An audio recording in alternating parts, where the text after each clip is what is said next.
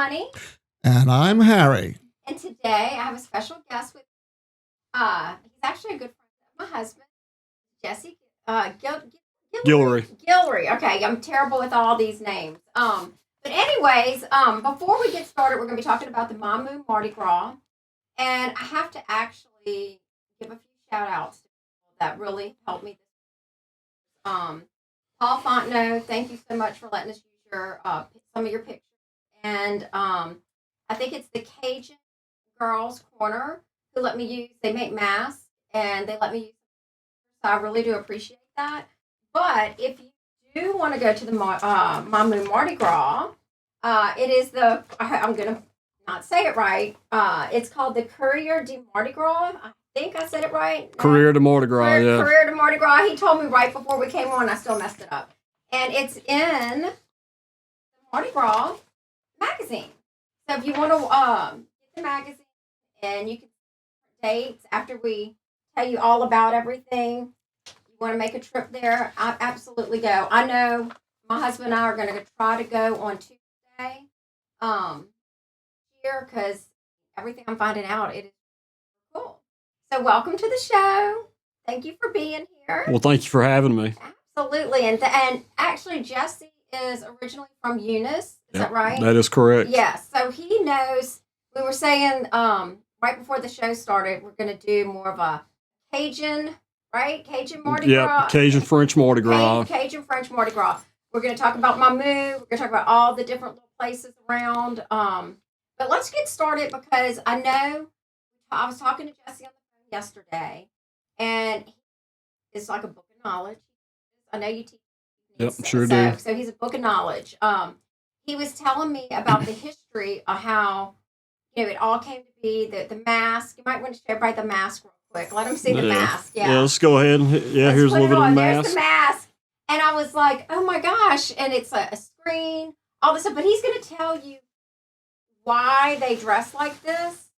And it's so cool. It's really cool. So, all right, Jesse, tell us. All right. So what we, so living here in Louisiana, you kind of get you kind of get the best of both worlds. Everybody knows the carnival commercialized get up of what they see as Mardi Gras in New Orleans. Well, if you take a step back, you get to see what the real roots of Mardi Gras are when you come to the Cajun French world.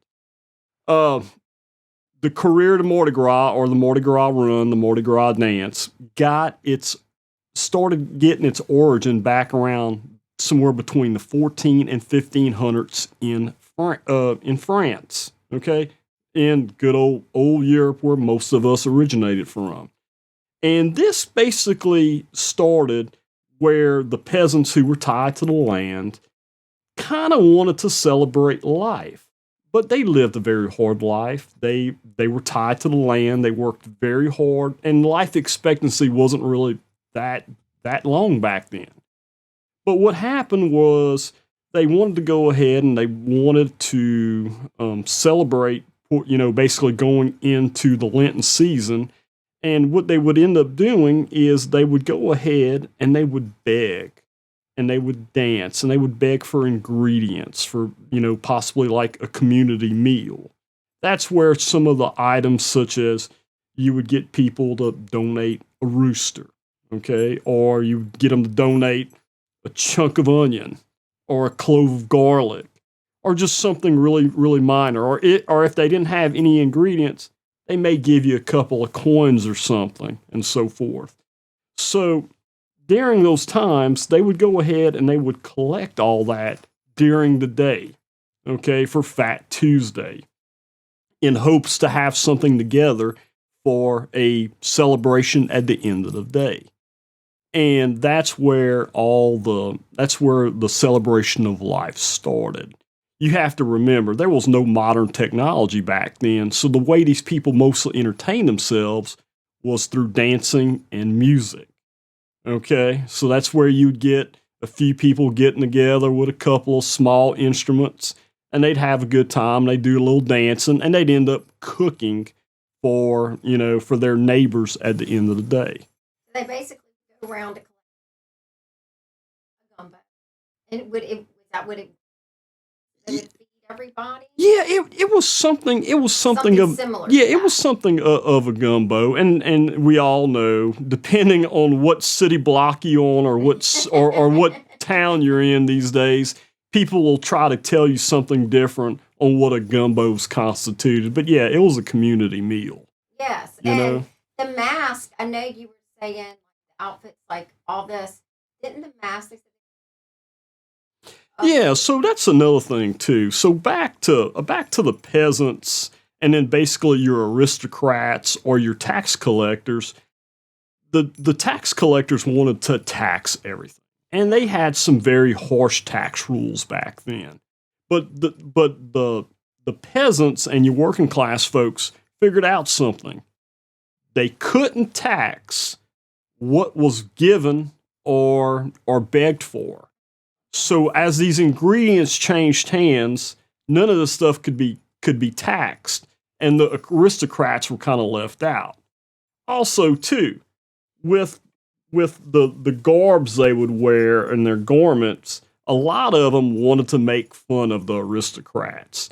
That's why you had these funny masks, and especially you may have had some masks with some long, crooked noses and some funny hats and things like this, because what they wanted to do, they wanted to dress up and they wanted to make fun of the high society.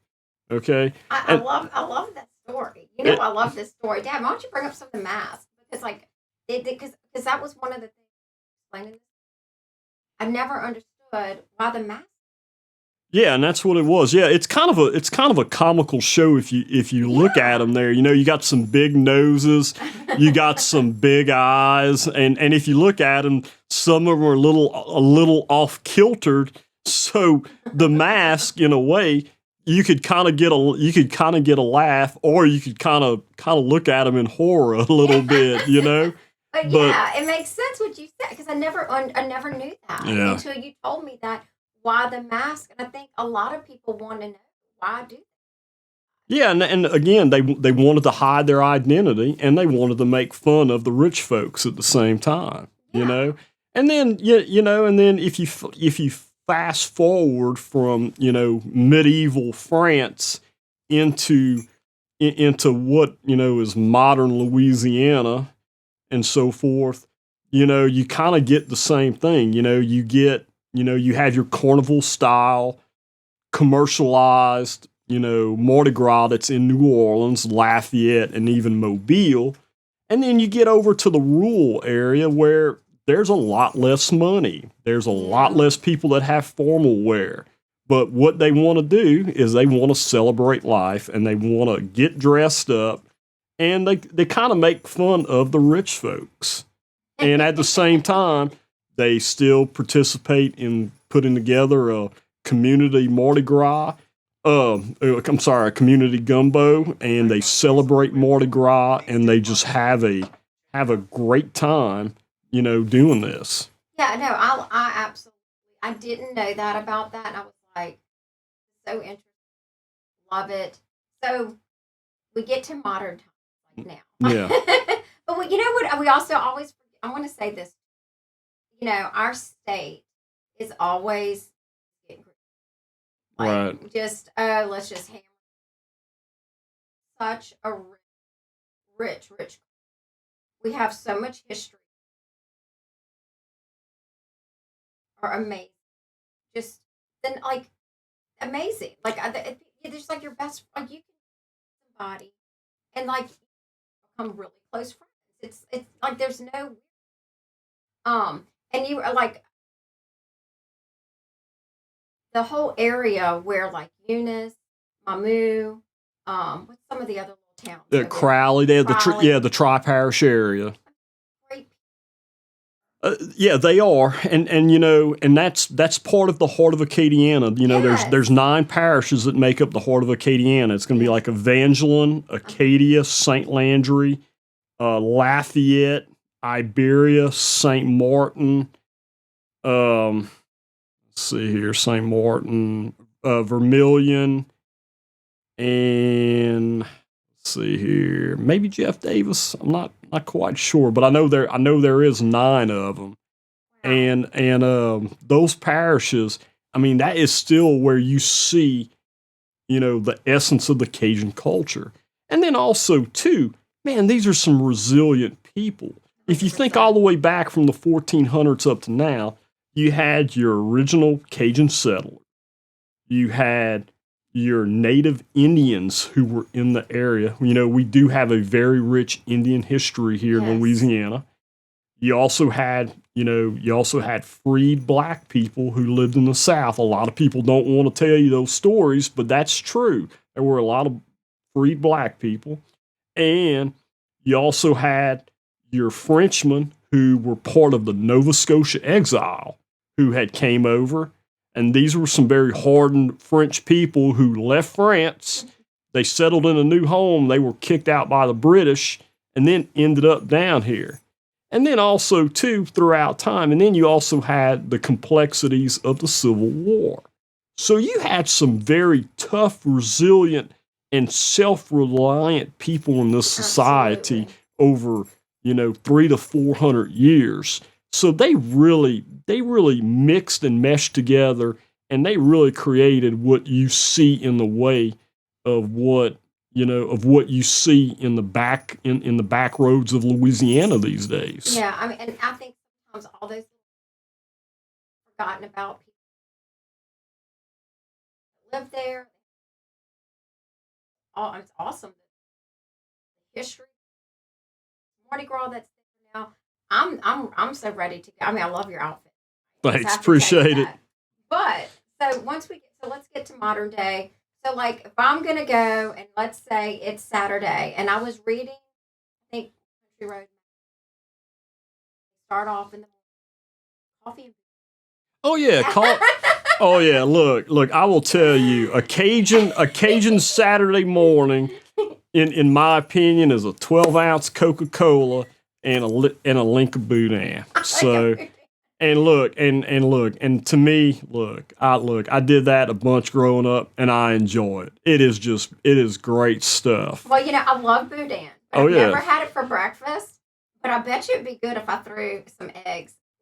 Put the Boudin with some eggs. I bet you that would be good. So honestly, I'll tell you, if you go somewhere, like let's say you go to Eunice, shout out to the Eunice Superette and Slaughterhouse, man, you go get yourself some hot, fresh Boudin and a good can of cold Coca-Cola. Look, that hot Boudin is just downright amazing. Really? You will have never had anything else than what you've had with that.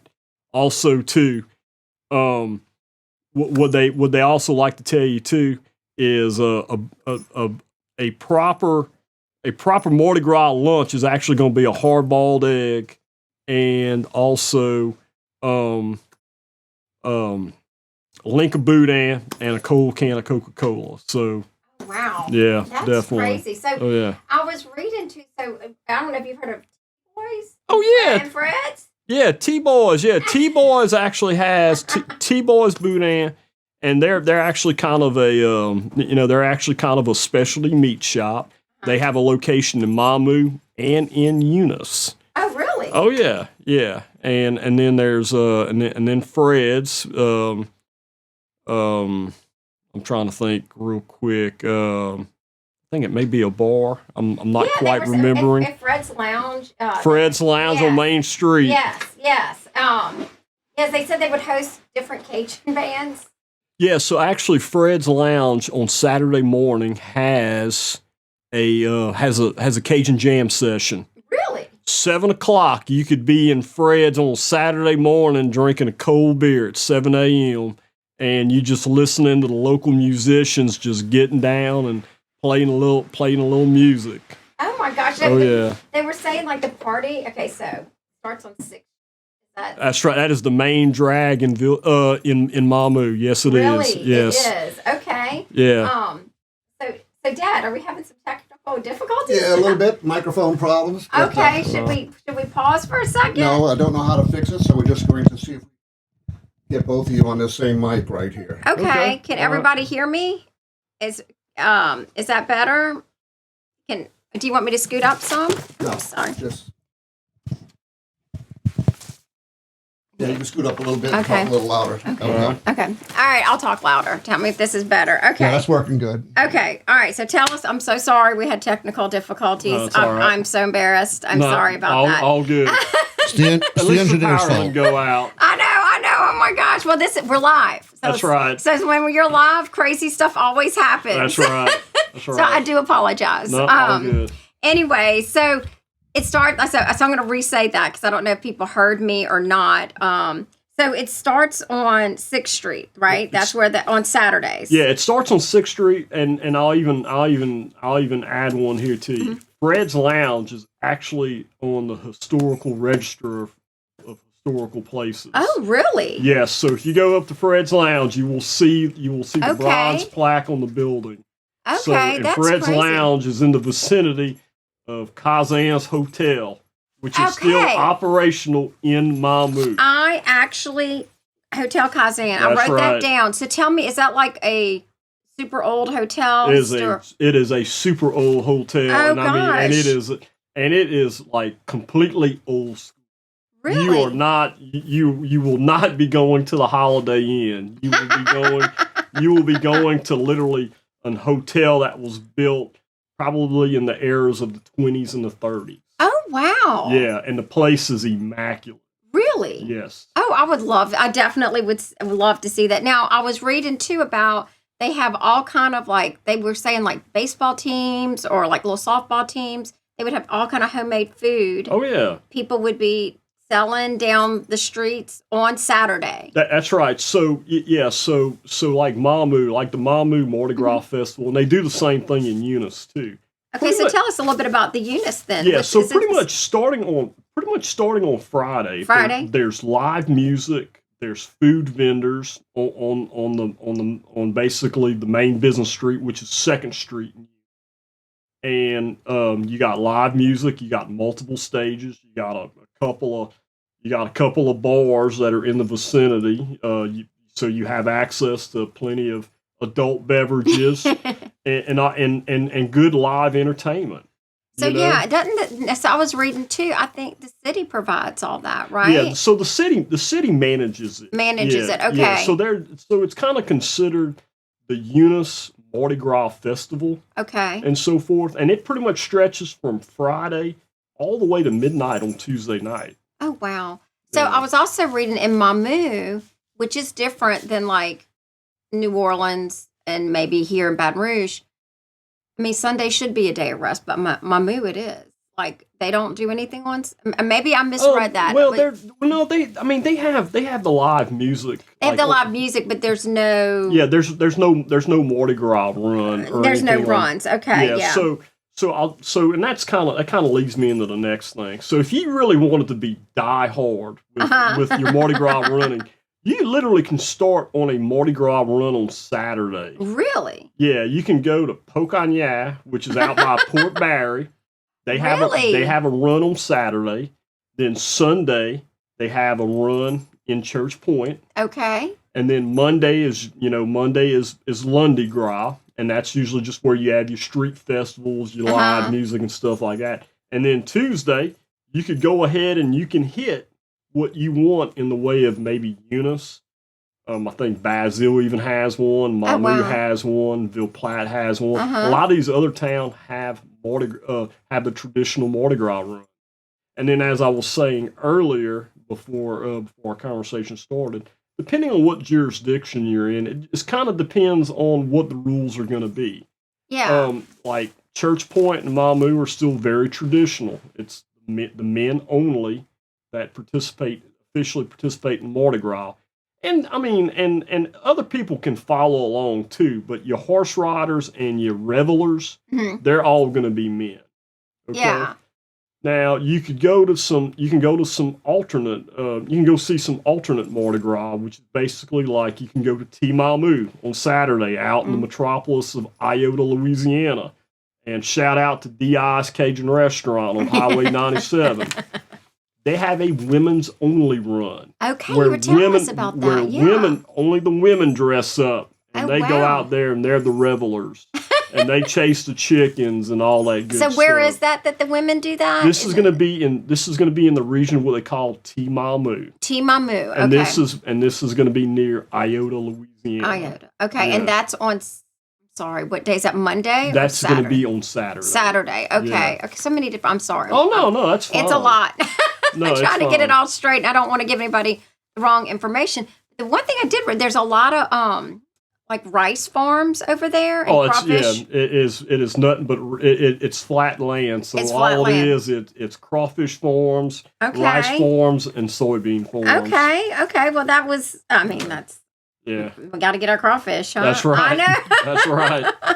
So tell us a little bit. So when the morning of, I guess, Fat Tuesday, because there's a whole, like, I read so much about that, and like they have drunken wagons, they have people on horses. Yeah, we show one of the pictures of the people on, like, they stand on horses. These Yep. men, like, yeah, that's good horsemen right there. I know. I'm like, how do they do that? Yeah, I still think they're pretty fresh in the day right there too. I know. So I want you to tell, because I don't want to say something wrong, but kind of tell us how you were telling me, and like they go to the person's house and they get it started. Yeah, so I'll tell you how the process kind of goes. So basically, you have to register to get into the morning. So, Okay. So, up to that morning, you go ahead, you register, you sign your waiver, you pay your registration fee, and then you get in. Well, once you get in there, the captain or the capitan has basically he has all the rights. He is there to control the Mardi Gras. And what did you call him? The capitan. Is that the captain's? Yeah, that's the captain. And That's Okay. a great photo of him right there. Okay, so that was Okay. from Paul Fontenot sent me this picture. So that they dress different. Yeah, they dress different, Mm-hmm. and that's basically the law and order for the revelers right there. When they tell you to do something, you need to do it because they're there to keep the Mardi Gras orderly from point to point. Really? And so Okay. forth. Okay. Yeah. So what happens is your first captain is probably the gentleman in the purple and gold up in the very front right Oh there. wow. He's going to go ahead and he's going to enter the property. And he's going to enter it by himself, and he's going to ask formally, can the Mardi Gras come and celebrate with the property owner? And again, a lot of this is prearranged. Okay. Property owner says, yes, y'all can come on in. Well, the capitan is going to go ahead and he's going to signal to the revelers, come on in. And they're going to come in. And they'll do some dance and they'll do some cutting up and they'll play a little bit of music and all this good stuff. And then they go on and they'll start to release some chickens or some roosters. And that's where the fun really starts. And that's kind of like, and you see there's a good photo right there That of a is so rooster funny. being on top of a vehicle. But what's going to end up happening here is they release a rooster one at a time, and the goal is to capture the rooster, because the rooster is going to end up going into the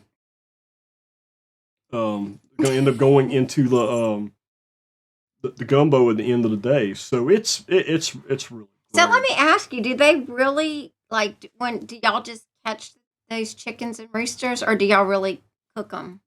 They are really cooked. At the end of the day, Goodness. they end the day in a Really? gumbo pot. Yes, Really? Yes, they do. Oh wow! Yes. Oh, I mean that's great. Yeah. Now I'll tell you this too. So if you know a little bit about Cajun cooking, you have to remember, and this is and let's take a step back to some of the old times. Remember, most of your Cajun settlers were very poor. Yeah, you're right. So they didn't have this elaborate food selection or spice selection. This is something my dad told me. Their cooking methods were phenomenal. Daddy said they could take just the toughest old meanest rooster that was literally what we would consider rubber. And they would throw that thing in a black pot with a handful of onions, maybe some garlic if they were lucky, and a little black pepper and a little red pepper. And they were able to make something very edible that everybody enjoys. Isn't that amazing? Well, Yes. yeah, because they didn't have anything. That's right. Absolutely. That's yeah. right. And we all know when you bite into a rooster versus biting into a hen, it's two different things, you know? I'm trusting you. So, I don't know if I've eaten a rooster. Dad, do you think we've eaten rooster? yeah, Not intentionally. That's some tough meat, man. That's Is some it tough- really? Oh, yeah. Oh, yeah. Well, yeah. I mean, the only time I've ever really been around a rooster was at Troy's, my husband's cousin's house, and, Yeah. and those things are mean. Oh, yeah. Yeah, they're not very friendly. Oh, they're not friendly at all. No, they're not. No, they're not. They were saying that I guess the run's 8 hours. Oh, It's yeah. a whole day, Oh, and yeah. like people are drinking and going to different houses, right? Oh yeah. So you have a lot of revelers that come along with this thing. So for example, I'll use my experience from Church Point and Eunice. Mhm. This thing will start 7, 8 o'clock in the morning with Really? their first stop. And then I know like in Church Point, they would make their rounds through the country, and they would usually come back for about 1 p.m. to start the parade going back into town. And they would make multiple stops along the way. And this was all prearranged. They had a route laid out, and they had multiple houses where they would stop and dance and play music and then, catch chickens and all that good stuff. So yeah, so it's, and really, you've done it long enough and you really understand the history. It's a reenactment. It's really a reenactment every day. It really is. If you want something that, you kind of want to take a step back kind of from maybe the more commercialized Mardi Gras, you go see that, and man, life is very. Oh, I love that. I love that it's very family, right? It's very family oriented. Yeah, I like that. I know we have some pictures of some of the kids that even get involved. My sister-in-law, that's my sister-in-law, my brother-in-law right there, Sweetie Melissa, and that's her daughter. And, Oh yeah.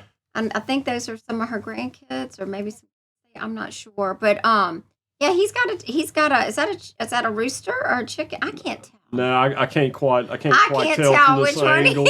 But I do know that bird's going to end up in the pot before it Oh goes my over. gosh! So Yeah. is there an award for whoever catches the most chickens? Because I read something about that. But I don't know. I mean, honestly, I don't think there's an award or anything. But I will say this: it's a very enlightening experience. really, To go watch it, because man, when the captain throws the bird, and man, and these people take off. they're on horses when they take off. No, they get off. Okay. They get off the horses. Okay, get off the That horse. would be way too dangerous because you have people on foot, and then you Okay. so everybody's on foot. Everybody's And on foot. Everybody's on foot, and it's just it looks like an angry mob. Yeah. I can't even imagine. I mean, and so everybody is dressed in their outfits, running They after are. the chicken. Oh yeah, they are. And then if it's muddy, I mean, you'll Oh, see the mud. Lord. You'll see the mud and water flying. And I mean, there's been a lot of times that some of these houses are on the edge of a rice field that's halfway flooded Oh wow! for like crawfish or something. Yeah. And the birds flying off into the field, and the revelers are all going into the field after the bird. Yeah. That's so amazing. So at the end of the day, so if you make it through, because I know they were saying that you can follow behind. Like if I went, I would follow behind and watch. Right? Yeah, you can follow behind, and it moves very slow. So it's not like it's not like you'd have to move at really fast speeds. It's like really all I could just tell people was like just kind of have a little bit of a plan together logistically, because it's like once you kind of get into that traffic, you're kind of stuck there for a while. Really? Yeah. Okay. Well, I'm glad I know that. Oh yeah. Yeah. Yeah, definitely. So then you'll go when it's over. Do they have like a party, or do they have something like when at the end of the day for all the people? Yeah, at the end of the day, basically where all the riders started. There's usually like a big parking lot. I know Church Point has a saddle tramp. Oh club. wow! Yeah. So this is a photo right here. This is inside DI's restaurant. I was there this particular Oh, really? evening. Okay. Yeah, and if you look, there's people sitting at tables in the background. Oh, look at the different hats. Yeah, Isn't and that then cool? yeah, and then you got the revelers that are on the floor. This is the Saturday night where the women are running Mardi Gras in DI's, and yeah, you got a live band in there.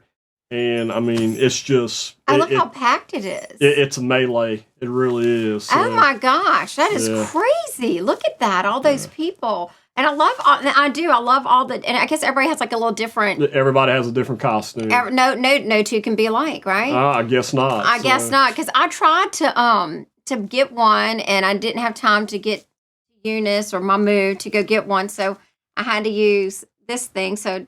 I hope I'm not insulting anybody we're good. from Eunice or Mamou. I know my outfit's not nearly this as nice as yours. I'm very jealous right now. I know. I love it. He's got the bells and everything on it. So, Dad, is there any questions you would want to ask about it? Where do you sign up? I know. Yeah. We definitely are going to have to try this. Is there anything else that you could think that anybody would like, something that we may need to know that we didn't cover? I know you said there's a children's. Yeah, and they catch the chickens too. Oh yeah. So the city of Eunice on Sunday morning does a children's only run.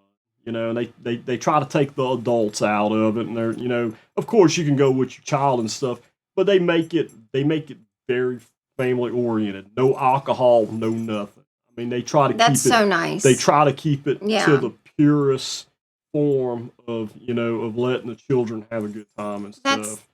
And it's really great. And there's so many smaller Mardi Gras in the area. I mean, I can talk about. I got some friends. Oh, look, there you are, right? Yeah, this is that. Yeah, this is actually a photo from Church Point Mardi Gras on Sunday, and it was on it was on a gooseneck trailer that some friends of mine, a fraternity brother, he was pulling it. Okay. And man, this thing's even outfitted with a portalette on the back. I see that. You always have to have the potty on the float. Yeah, always gotta have a potty on the float. That's right.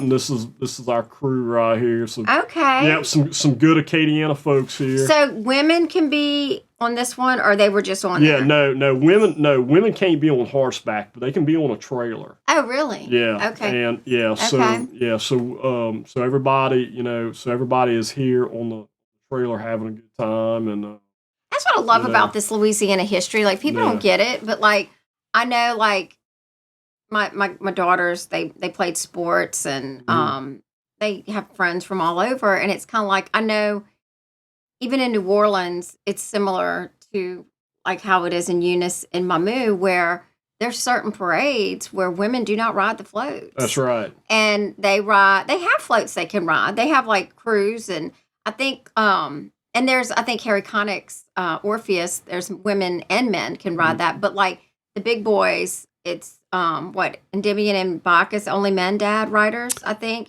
Now the women can be like queens and all that stuff, and maids and all. But like, that's just traditional. And, I think it's really cool to keep some tradition. Oh, it you need to. And I think the world has gotten rid of some, I'm not saying with everything, but I think really it's good to keep some of our old traditions that go down, because they have many women parades that the women can ride in. And you have Orpheus where there's women and men. And you have, and this, you said there's a women's run that they can do. They gave them a women's run, but it's like, it's kind of cool to keep the history. We have so much history here. It's just, I love it. I love Louisiana history. I absolutely love learning about all this. Yeah, and getting back to what I was saying at the beginning of our conversation here. Yeah, I mean, you have such a melting pot of many people in this area. We do. And then just the timeline of how these people entered the melting pot down here. Now, and I think it's great. I think it's great that some jurisdictions they want to keep it men only. I think it's really cool that there's some that that allow everybody to ride. Yeah, And I do too. And I even I even think it's really cool that the women only have a run. Yes, that they have their women only run. Yeah, yes. and I think it's great. And then some of these other little Mardi Gras runs, they just kind of have some small, minor traditions, and I think it's great that they maintain them every. Like for example, I got a friend of mine who she used to participate in the Morse Mardi Gras. Morse is a little farming community southwest of Crowley, Louisiana. It's barely a map dot. Oh, But what they did, they didn't have any horses. So you know how they moved their Mardi Gras? They put them in a cow trailer and they drove them from place to place.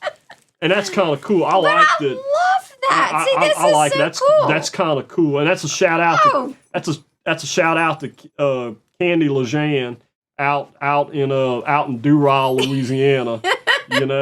But I love that. I do. I love that. But and where else in the world? And Dad, this is true. Where else in the world can you go? New Orleans, where y'all are at, Baton Rouge.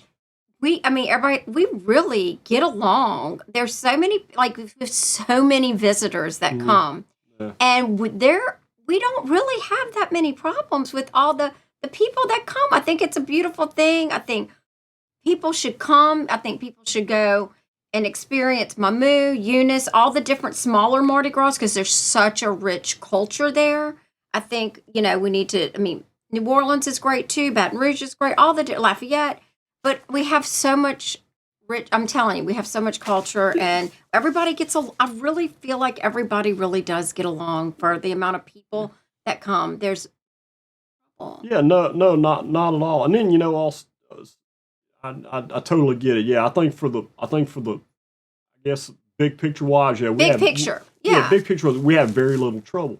Now, something else, too, that's really big, and you have to kind of think about it. Louisiana has a rich tradition in horse racing. Yes. So what's really cool is you get to see all these horsemen. How many people, besides the state of Texas, talk about owning a horse? I know. Well, you got people in Texas, and then you got your revelers in Louisiana. I love it. And they're standing on their horses. And, we can go back to my Christmas show. Every year I ask my dad for a pony. You ask your dad for a pony? Well, that's Santa, really. Okay. And the answer was always no. Yeah.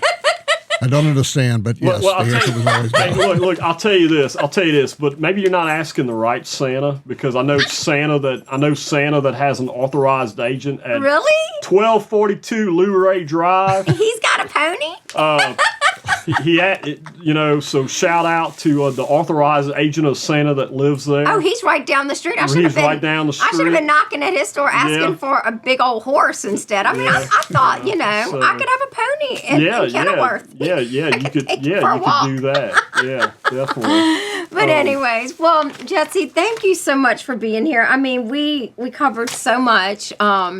I hope I honored all the different little parishes and places okay. I know I didn't know as much. You were the kind of guru with all this. Thank you for educating us all. You're welcome. And I'll tell you this. I try to tell people, man, get out there and read. There's so much information on the Cajun French Mardi Gras. And there's so much that's converging there because, you still got the French immersion. We're trying to turn the tide on French speaking in Louisiana, and you got some great historians who are doing everything they can day and night to save that culture.